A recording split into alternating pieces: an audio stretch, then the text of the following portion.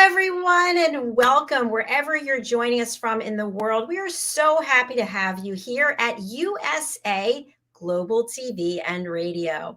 I'm Dr. JACALYN KERBECK. I'm the president, founder, and chief listening officer here at our network, where we currently have over 25 live broadcasts each and every week.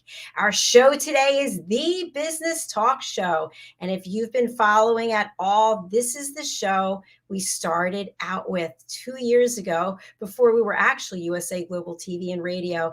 And taking this journey with me is Mr. al.cini. He is my mentor, coach, and partner. He is not here today. He has a workshop he's running, so we say hello and thank him for being part of this journey. As you know, this show is all about celebrating entrepreneurs, celebrating business leaders, and we have a dynamic and incredible person joining us from New York in the United States. Her name is Jen Nash, and she is the connector in chief. She has accomplished so much, which we're going to get into today. So let's welcome her and find out what she's been up to. Welcome, Jen. Hi, Dr. JACALYN. So nice to see you. Thank you for having me on the show. Thank you so much for being here. I want to get right into it. What is a connector in chief? What do you do?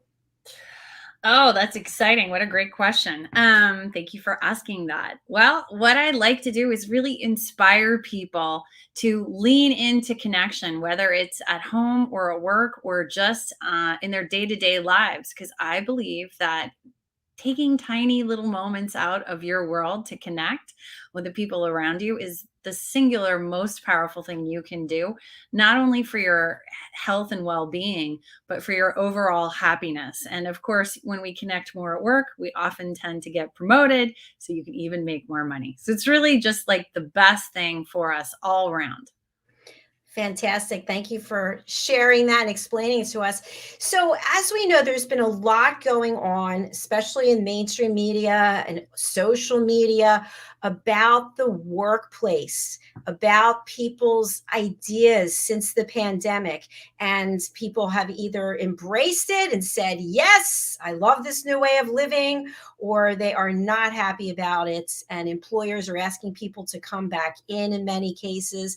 So, how is it, in your experience, helping people and companies find more meaning through connection, that this whole opportunity, I'm calling it, this pandemic, this reset, has impacted people's ability to connect? So if I'm hearing your question correctly, and I love the fact that your part of your title is chief listening officer, I believe is what you said. I love that. So if I'm hearing you correctly, you're asking, how has the opportunity of the pandemic given us a moment to connect more at work despite the hybrid workplace? Is that right? Exactly.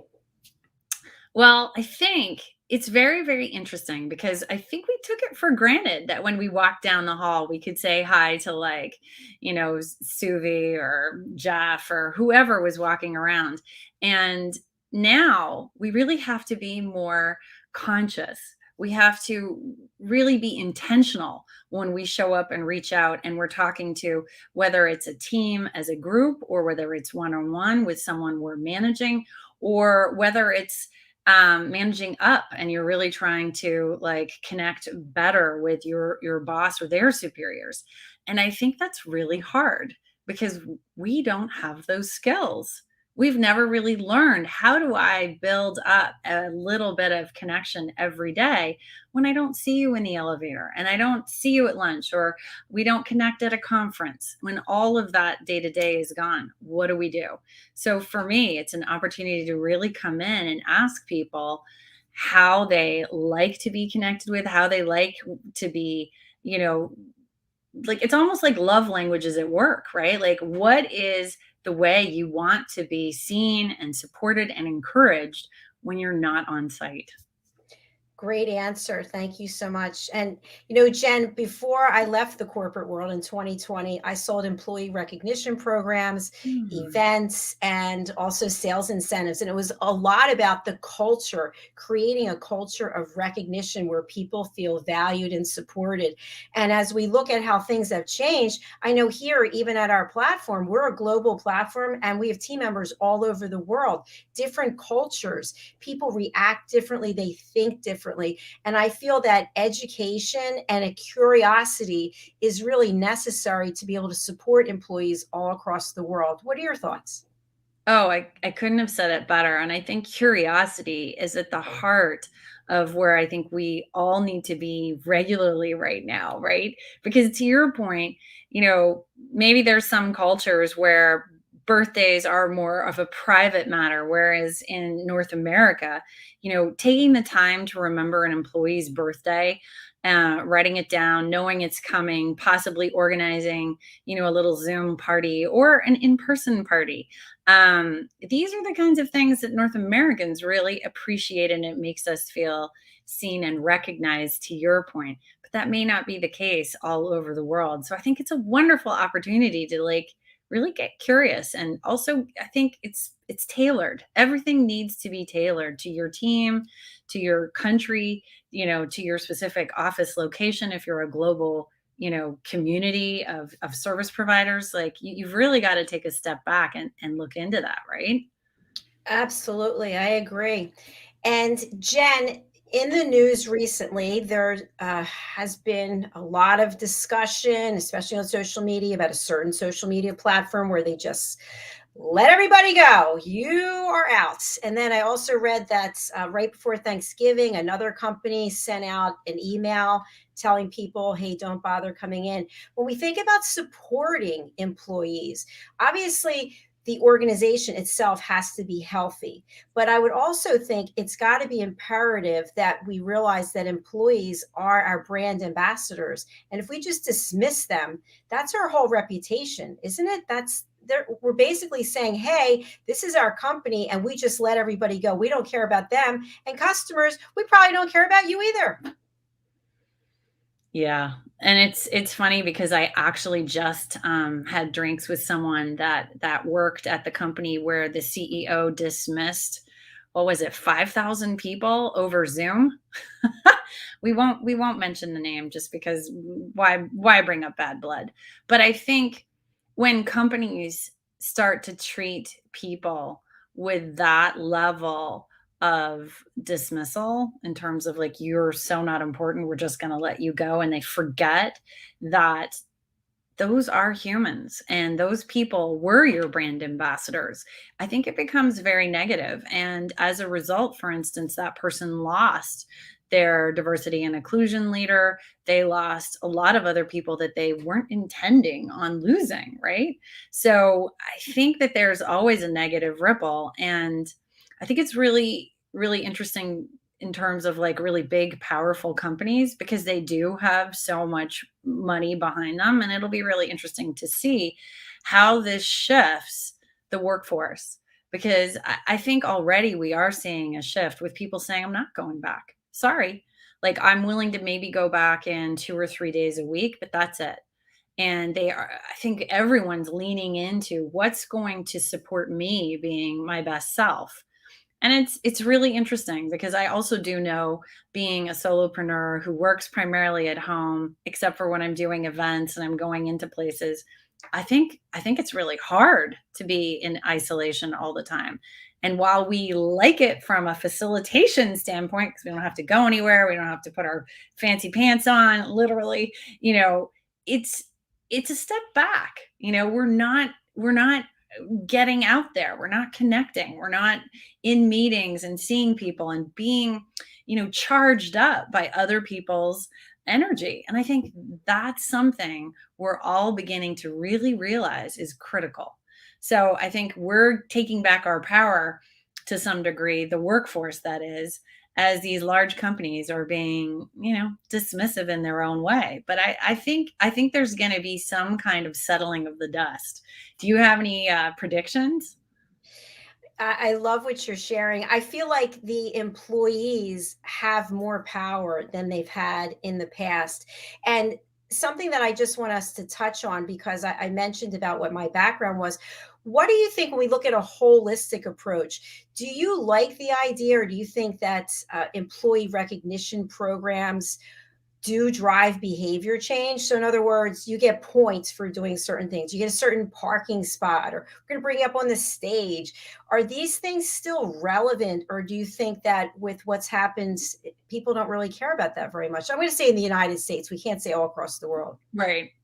You know, it's really interesting. I had a conversation with a coachee recently who works at a company that really prides itself on doing all of the things you just mentioned. And actually, I hadn't even heard of some of the types of recognition that she was talking about.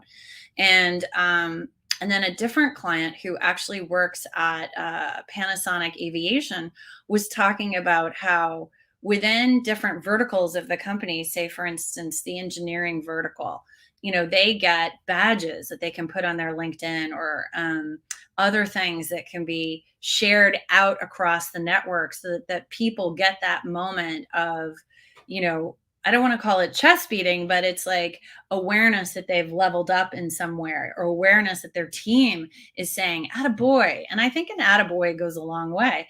But I think at the end of the day, when I look at these types of companies, it's about the company. So if everyone in that company is excited about that recognition, I mean, it's like high school, right? We're all going to care. And I think, you notice that somebody got a closer, cooler, better parking spot. Hey, how'd you swing that? Oh, I exceeded my projections for Q4. Like, how great is that? So I think, to your point, yes, it still matters. People do care, but I think it's very dependent on what is the company that you're at, what is the culture of the company you're at, how much do they as a culture value recognition, and pat on the backs, because there's probably other companies where they hand you a trophy and nobody cares, right? So it's really going to be group dependent. Does that resonate? It does. So true. And for some people, it's about the paycheck. How much money am I going to get? And other people, it's the gold star. I've always been a gold star person, believe it or not. So, but when we look at holistically supporting employees, training is really important. And I think it goes back to what we were speaking about earlier, curiosity. And also, when we look at generations, I know where I was working for a lot of my career, we had probably four generations, and the older generation wasn't that into training. It's kind of like, well, hey, I've been here this long. I don't want to learn Salesforce, for example. But how can we support employees with training that's on point, on time, and makes a difference? I gotta tell you, I got some feedback from a training that I ran recently at MediaCom, and MediaCom is the fifth largest television provider in America. And I went in and I run a training for 25 people. That's the max. And I go in and it's about a 4.5 hour training. And then what I do is I follow it up with two one-on-one 30-minute coaching sessions. What this does is it takes the training out of the like see and say with a little bit of workshopping, so that people statistically only retain 40 to 50% of what they see, say, and maybe do a little of. And it takes it out of that realm and into the 80 to 90% retention, because I'm asking them to digest everything they got in that 4.5 hour training in those next two 30-minute one-on-ones with me. And the coaching comes in and just transforms them. And why does this work? Well, it was really interesting. One of the media directors, he's in his late 20s, early 30s, and he definitely had an attitude when he started, but at the end, he said his comment to me in the feedback form was, "Jen, you're dope." And that was so much better than I expected. And I think the problem is we're very busy. We have a lot of work. So we're thinking, God, really? You're going to make me do a training? I'm going to be late with all my deliverables. But what if slowing down can help all of us speed up? What if that training helps you deliver everything that you're working so hard on in a way that lands harder, that you get the sale faster. And in fact, you grow the sale. So when I teach like connect and win, which really is about leaning into storytelling and real connection, not only with yourself, but with your client, so that you step away from selling and you lean into solving for clients, it transforms the landscape. And at the end of the day, we all know that people like working with people that they like. People like working with people they connect well to. So these types of things are, to the point you were making earlier, going to get them better paychecks, better bonuses, and grow the bottom line for your company. So I think that training is tremendously important, but we do also need to be mindful. How can we make it training that's engaging, training that really inspires and uplifts? And I really, really try and do that, because at the end of the day, I would not want to be bored by someone standing up just being a talking head. Absolutely not. So I definitely don't do that. I love the passion that you have and the way your face lights up. You can tell that it really means something to you. So tell us a little bit about your backstory and how it is that you came to find your passion in this area. Interesting. So, my background as a kid, I moved over 10 times by the time I was 18. And whenever I tell people that, they automatically think, oh, you were a military brat. Actually, I wasn't. My dad was in marketing, and he ran marketing for a very big Canadian company called al.cini. It's basically like the Reynolds Wrap of the USA. And he dragged me around the world, all over Asia, Hong Kong, Tokyo, Malaysia, Sydney, Australia, around Canada.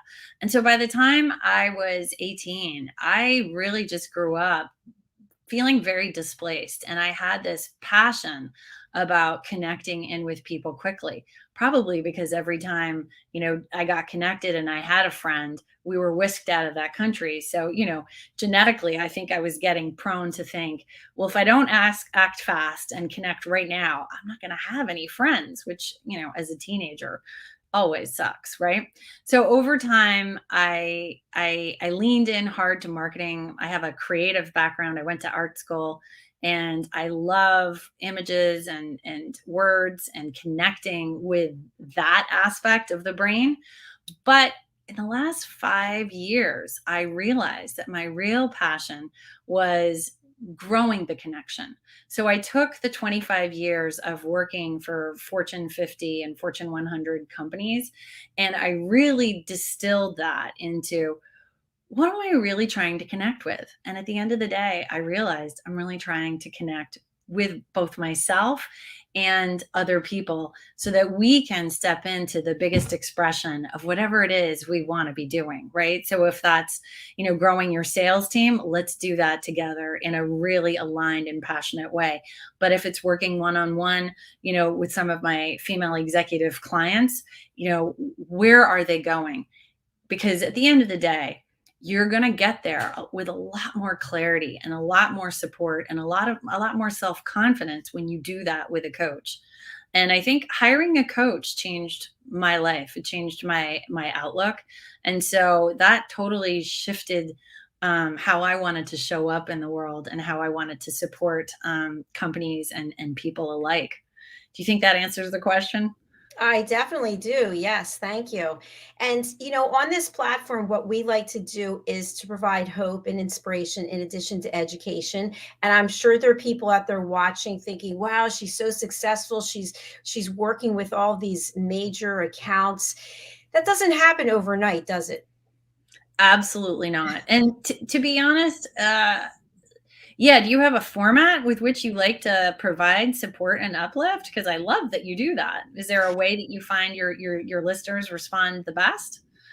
Yeah, because there's somebody out there right now who's sitting in a dead end job thinking, you know what? I'd like to go out on my own. I'd like to be a coach. I'd like to be a mentor, but I don't know exactly what to do. And so you are here today working with people. You're a testimony to the fact that you can be successful being a solopreneur and doing your own thing. What can you share with people based on your experience that they could start doing right now? That's a great question. And it's funny, I've reinvented myself. I think I'm on my fifth leg. And So I did write a book at the beginning of this year called The Big Power of Tiny Connections: How Small Interactions Spark Awesome Outcomes. And I have sections, and I mean, I'm totally shilling right now, but at the same time, I really believe a lot of people like to have this stuff broken down and really explained, because people are like, oh, go get a mentor. And most people are like, but how? And that's the kind of stuff that I actually really explained in my book. Because it is hard. It's not always, oh, that makes logical sense. But so for me, I've been everything from a financial reporter for institutional investor. I started a real estate investment group when I had no background in real estate besides having been a financial reporter. I've worked in advertising as a creative director, and then like switched into content strategy, which was an interesting leap. At the end of the day, it comes down to, can you get people to support your vision, help you get clarity around your vision, help you figure out what are the steps you need to take to start that new company, take a new different direction with your job. You wanting more is critical, though. Knowing you want more is the first step. And then after that, it's figuring out what feels good, what's going to move your whole person, your life, your bank account, your family forward. And when you have these sorts of things identified, you know what? The plotting of the points of what to do just gets simpler and simpler. And it may boil down to finding a mentor. And how do you do that? Who in your community does a good job of whatever it is you want to do? Asking for help is really powerful. I literally think I really need your help is the most powerful sentence in the English language. And most people will respond kindly, as long as you don't throw it out willy-nilly. And I also believe that, we all have so much value. Showing up and offering other people support and help, initially, in order to just get that conversation going, is a really powerful way in. You never know who needs what. And once you start the conversation, there might be a little pathway that's going to support you evolving. Thank you, Jen. I love that answer. And we actually have a comment from one of our viewers, Nuajira. I hope I'm saying your name right. Thank you for watching. Me too. Need people who can help me push my project, Push Child Foundation Uganda. How can I be helped? We get asked a lot of for support from a lot of charities and missions around the world, because it is hard. It's hard to get that voice of one person to actually help make a change. But to your point, what you just said, it's about asking for help. It's about finding the people who have the budget, who have the ability to say yes, and then giving them the value that you offer. So, sir, madam, to answer your question, I think it's about doing what we're talking about here, finding people who believe in your cause. They believe in what it is you're doing. They have access to funding. They have access to connections to people. And I think that's a good place to start. Jen, anything you'd add? Yeah, I would just add that, Ms. Enoch, I would really look for anyone who's very aligned with the Push Child Foundation. Like, what is your core value? What are you supporting? I mean, it sounds like it's kids, right? Push Child, that makes sense. But so who has money that's supporting that already? Who has grants that's supporting that already? I would lean into aligning with people that are very clearly stating children are their focus, because that's going to be a much faster, easier conversation versus like maybe say chasing someone that's really interested in space exploration. Excellent. Thank you for sharing that. I hope that helps. And I really think that it's also important that we look at our network of potential mentors and coaches. You were talking about this. I know when I first started this platform, actually it was last year, I think I had 6 mentors or coaches. at the same time. And each one had a different role. And I know what people are thinking. They're thinking, how can I afford that? How can I afford 6 people? A lot of times you can barter with people. You can make arrangements. I will provide this service. You will provide that service. What are your thoughts about that, Jen? Does that work? Absolutely. And to that point, exactly. Great point. I am new to the whole speaking and training world. And so, yes, on one hand, I hired a coach that does that, but I also met someone who has been doing it for 16 years. And she needed an overhaul with her digital marketing. And so we ended up um, basically exchanging services. I identified an art director, worked with that art director to overhaul her whole website. And in turn, she takes my calls in terms of like, how should I structure this offer with this client? What kind of conferences should I be paying to attend? All the tiny little stuff that you're just so unsure about when you're pivoting. And I think at the end of the day, most people don't realize how much everyone else is, to some degree, fronting. Imposter syndrome lives within all of us. Whether you've been doing it for 2 years or 10 years, there's always something that can throw us off our game a little bit. And so I think it's really nice to have people that you can go to. And I bet the 6 people that you had, each one brought something very unique and different to the table, right? Yes, they definitely did. And I'm someone who's very curious. So I like to connect with people. And we've had somebody on here. Actually, she's a big part of how I started this. Her name is Ashley Owens, and she's like the queen of networking. And what I learned was it's not about what you can do for me, it's what I can do for you. And so when you go to somebody again and again saying, how can I help you? How can I help you? Eventually someone will come and help you. But that's not the point. The intention is to always be helping other people. And that's something that you're doing. And I'd love to understand, have our audience understand, how do you work with people? What does the process look like? Are you talking about a corporate work situation or more one-on-one coaching? I think both. For people out there, they're like, you know what, I'd love to hire her. What does that look like? Well, it's really interesting. It's because coaching's a very personal thing, and every coach has a different structure.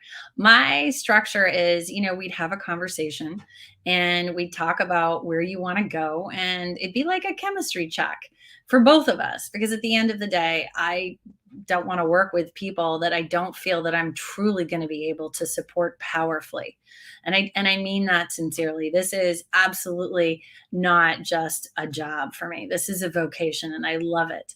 So we have the conversation, and typically I try to make that a really powerful conversation so that they walk away having some insight, some aha that really forces them to look at themselves and their lives in a slightly different way.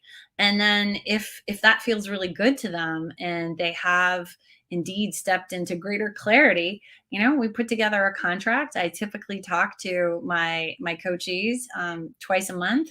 I offer them a wide range of other support. For instance, I'm a positive intelligence coach. I highly recommend everyone check that out. Positive intelligence is a mental fitness training, and I give that to my coachees because it really helps them deal with stress, anxiety, and performance. So it's a really nice adjunct to all the stuff that they're actually building and creating for themselves.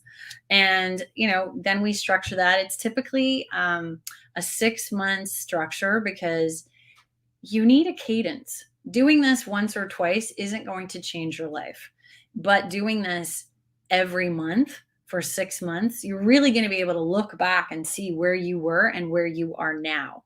And that's exciting. And I can say, having had, clients that I've worked with for over a year and a half and having had a coach for over a year, you really get an amazing, like, oh, wow, look how far I've come, which I don't think you get when you don't have a coach. Does that sound great and holistically, like, contained for the coaching?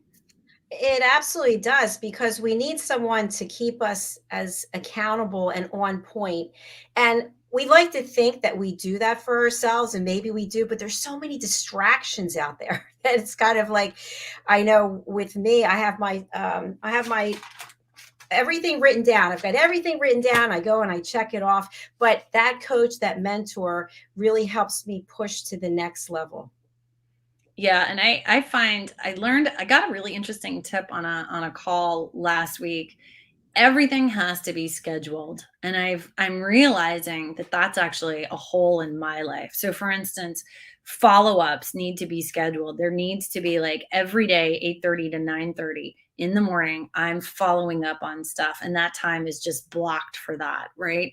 And other things have to be scheduled or they just drop off the calendar. And it's so funny. I think we forget how hard running our businesses is, especially if you come from corporate. And I always had a project manager who was driving the bus, and you would know if something had fallen off because the project manager is like, hello, where is that? Right. And now all of a sudden we're fully responsible for everything. So, yes, lists. And then I think as far as companies go, to answer your question, the way I love to work is, again, I sit down with a leader. Typically, it's a chief marketing officer or a learning and development officer, or sometimes it's a head of strategy. And there's usually something that's not landing as well as they would like, or there's a problem. The culture's off, or they don't feel they're winning as many sales as they should be. When they're going in and they're pitching for work, you know, maybe the team is literally so talented, they're a little jaded. Things are just a little off. And so they're trying to figure out, how do they shake them up? How do they get them to leave more on the playing field? Really just leave it all out there. And so we sit down, we structure a training that's really going to support that specific team. So it's customized around their needs. And then typically, whether it's a workshop that lasts an hour or it's the full week, one-on-one with 25 people, it really just depends on their needs. And so we make it work so that it's going to create powerful change within the organization. That's really exciting, Jen. And I would love it if you would just share some feedback that you've received, whether it's a one-on-one client or corporate, because people love that. They love testimonials about what's the experience like. And I'm sure it's all great. Um, yeah, it's all great. I mean, except for the fact that every now and then I do get someone who doesn't like to have the mirror held up. It's not always easy to have someone, ask you to be a better version of yourself when you really think you had it all going on. But the really fun testimonials that I've gotten are, for instance, a week after one of the trainings, one of the directors, sent me an email and said, uh, client literally was blown away, said it was a night and day difference from before. It was just that simple, that short. And it was just like night and day. And this is a team of people that do on average like 6 to 7 presentations a day. So they're really banging them out. So to have a client, and it was M&M Mars was the client, great client, notice that this team leader had totally changed the way they were connecting with the team, both client side and agency side, was really awesome. Congratulations. That is a huge testimonial from a very well-known company. That's amazing. A little earlier on in this interview, you had mentioned about reinvention. And I feel like this is such an incredible time for us to assess what we're doing, where we're going, and how we can get to where it is we need to go. And that takes really opening our eyes and being true with how happy we are, as opposed to just, I know so many people, it's about the paycheck. I mentioned that before. It's about the health benefits. Okay, that's another thing that keeps people mired in where they are. But you're out on your own, I'm out on my own. There are plenty of people who are doing it, and there's so many wonderful benefits that come from being a business owner. And at the same time, there's so many hats that we have to wear. So I'd love for you to just talk a little bit about how not only are you succeeding as a coach and an entity to corporates as well as individuals, but as a business owner, how have you managed to wrangle that big animal in? I love your optimism that I'm wrangling it. Um, so it's interesting. Like, I would definitely agree that, say, the bookkeeping aspect of being a business owner is my least favorite, and I really try to keep it as simple as possible.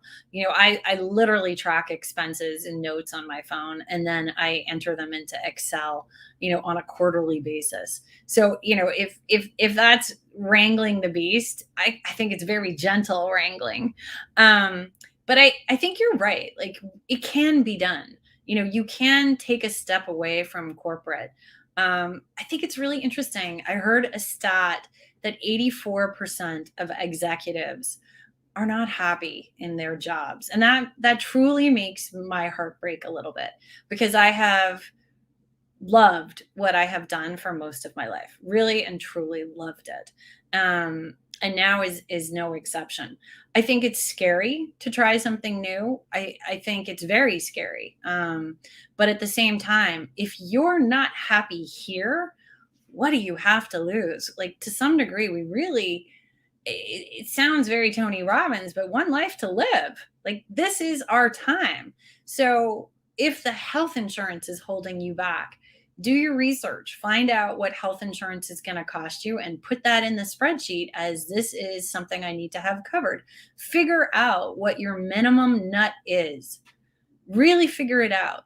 Because once you have a goal, and let's just, play with a nice flat number, say, all in to cover your mortgage or your rent, your electric, your utilities, your health insurance, your dental insurance. Say if all in you're at, $5,000.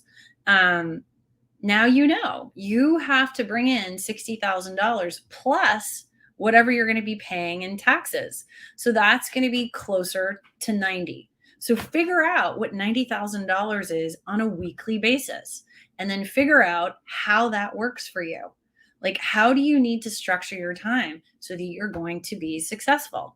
And one step after another, when you break it down, and I'm terrible at math, so I'm not going to figure that out on here and now. But like, when you break it down and suddenly you realize, okay, I need $1,200 a week or whatever it is. I guess it's probably closer to, say, $2,000 a week, right? How much is that a day?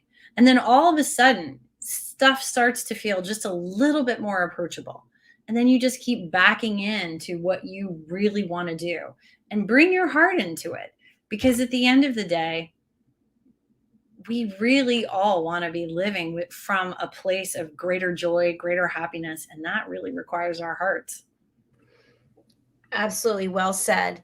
And I'm thinking that for some people, they may think to themselves, well, I need to do something on the side while I still have the job, the career, the health insurance. And side gigs are great too, right? Absolutely. And I think, even if you, like, you see the number and you have your main gig, what about reducing your hours at the main gig? What about going to 4 days a week? Get creative. Nobody said that the game has to be played the way the game said it has to be played originally. It's time to change the rules for you. And more than ever, and this is hearkening back to what we were just saying about employees having more power. More than ever, I think employers, especially if they value you and what you're bringing to the table, more than ever, employers are willing to be flexible, creative, open-minded. Like, when people tell me they want to quit, I always say, have you thought about taking a sabbatical? Go and ask if they will give you a sabbatical. Some companies will even offer paid sabbatical, or they'll give you like 3 months off at half salary, because burnout is real. Stress and anxiety is real, and replacing you is a lot more expensive. According to Gallup, it's 50% to 200% of an employee's salary to replace them. So think about it. Like, I'm going to pay you $25,000 to take 3 months off is a lot cheaper than trying to replace you if your salary is $100,000 for the tune of either 50,000 or 200,000. That's like crazy. So I think when we get creative, and to your point, curious, we're going to really come out a lot further along for ourselves and our companies. Curiosity is king. And I just want to add to that. When I've worked in corporate, I think I had 4 or 5 careers. The training that they offered from the very beginning, that really said something to me. If they were investing in training for me and they were giving me a window of time to ramp up, that's a place I wanted to be, because I thought they really care about me succeeding here, because they understand, to your point, it costs a lot of money to replace someone. So I want people to think about that. If you're looking at and embarking on something new, what is the training that they're offering? Are they giving you the tools that you need to succeed? And if they have made that investment for you, as Jen just said, go and speak with them and let them know, hey, I like working here, but this is what's going on with me. Can you work with me? Can we figure something out? And I think you'll be surprised that people will appreciate your candor. Yeah, I couldn't have said it better. And I think what you're saying really leans into the notion of human connection, corporate connection, right? We're asking to have our needs met, which is brave, but we're also, when we are happy, we do a better job. Happiness is a massive, massive indicator of productivity. Because when you are happy and joyful, you are much more likely to lean into doing a great job. So your company does want you happy. And at the end of the day, like, all the people around you want you happy, because you're going to be a better spouse, a better parent, a better, partner slash team player, right? Yes, and you're bringing value. So hopefully it's like a good marriage where the company's giving you value and you're giving them value, and then you can figure something out. And working with a coach, working with a mentor like Jen, is something that makes a lot of sense and can help you take a lot of that anxiety and that uncertainty away, because you're going to be speaking with an expert who can help guide you. Yeah. And while coaching classically doesn't, it's very different than mentoring. And I think a lot of people think a coach is going to tell you what to do. Great coaches ask you great questions, because when the answers come from within, they're much more appropriate and fitting and powerful for the individual from whence they're coming, right? It's there's no one size fits all when it comes to creating lives that we're going to love living, right? Your life wouldn't work for me and my life probably wouldn't work for you.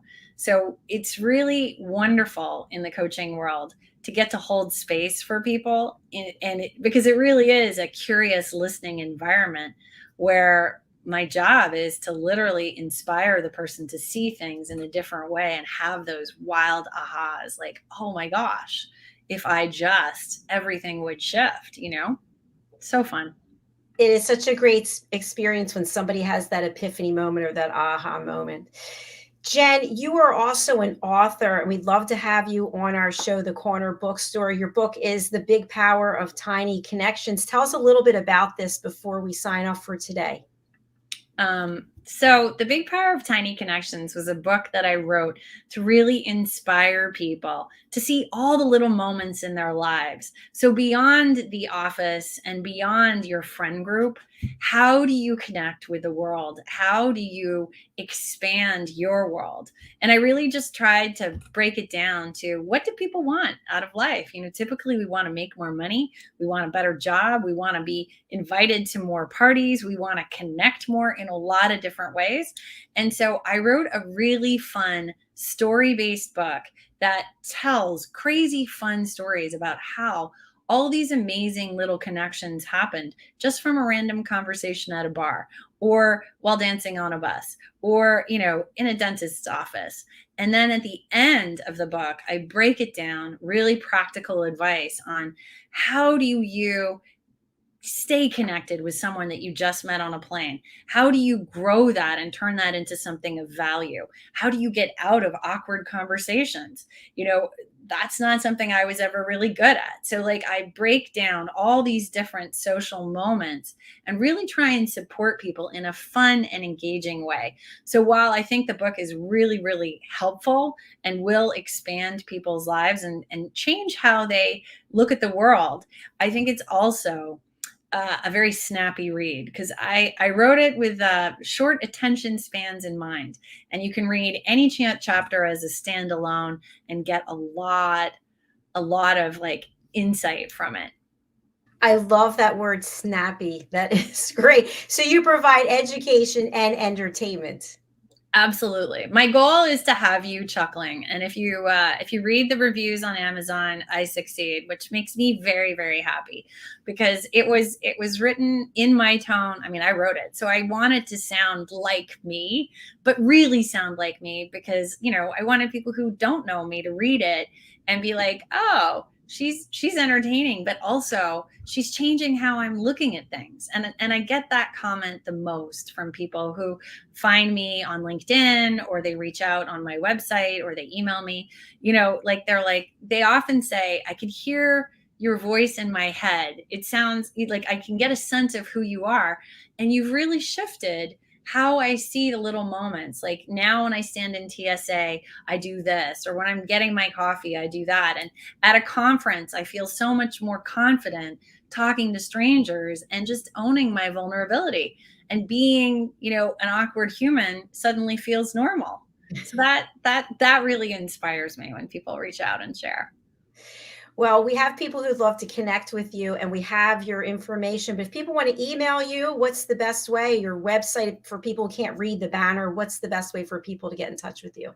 So the best way to get in touch with me is to go to Jen Nash, that's JENNASH.com. And there's a contact form on there. Reach out, just click contact me and LinkedIn. And you can find me on LinkedIn under Jen Nash. Although there are a lot of Jen Nashes. So probably easier to just go to jennash.com. All right, there we have it. Jen, it's been an absolute pleasure having you here with us today. Please do come back on the Corner Bookstore. We'd love to have you read from your book and join us on any of our other shows that you feel will resonate with your mission. I can't thank you enough. You have been absolutely wonderful as a host.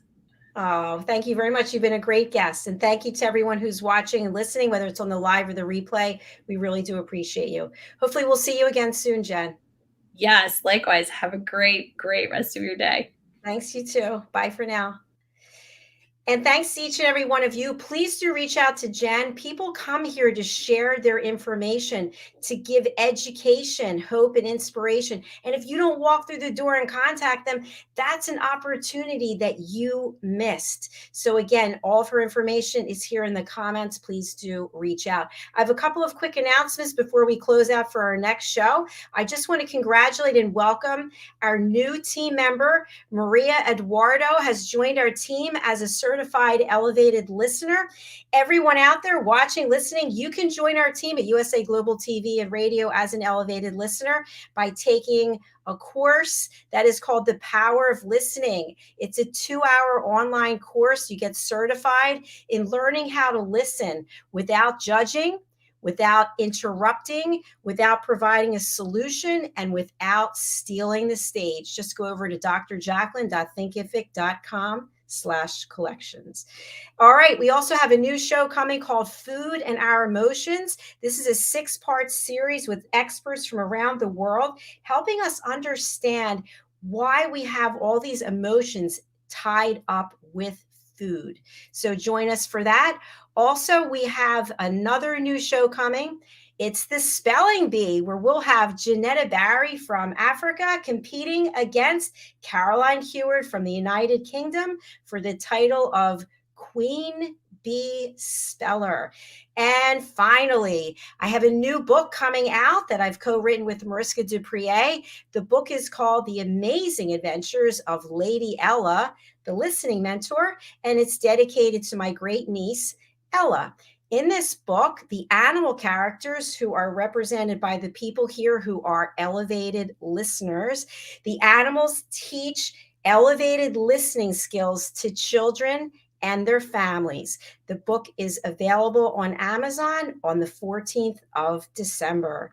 Thank you so much. They're all the announcements we have for now. Thank you, Jen. Thank you to each and every one of you. Our next show coming up is the men's show, Wild at Heart, Bonfire Talks, real, authentic, uncut, hosted and moderated by Roland Friedel, who is in his motorhome driving through Europe, and he is hosting 6 men from around the world, and they're going to be talking about self-care and taking time for themselves.